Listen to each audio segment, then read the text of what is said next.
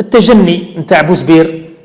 بوزبير نهار يقول لك شفنا الملك في القمر ما يحشموش بها، ما يحشموش. كش ما لقيت انت واحد مروكي حشم وقال باللي عيب هذه تاع شفنا الملك في القمر، ياك شفتوهم. ونزيدوا نعاودوا بالمناسبه هذاك محمد زيان هذا محامي مروكي راه الان في السجن يسموا هذاك الهيشان تاعهم اللي شاد الشرطه تاعهم المخابرات تاعهم.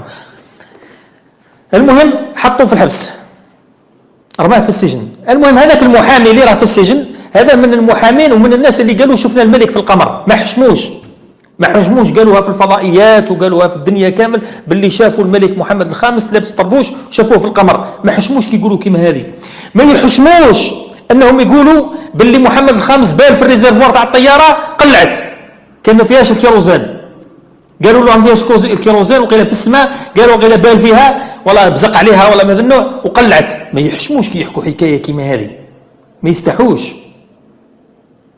وناهيك عن المزيد والمزيد من الخرافات والبدع اللي راهم يردوا فيها والاساطير اللي يبنوا فيها حول العائله الصهيونيه اللي هم حابين بهارون ولا بلا هارون انها تكون عائله علويه تنتمي الى البيت.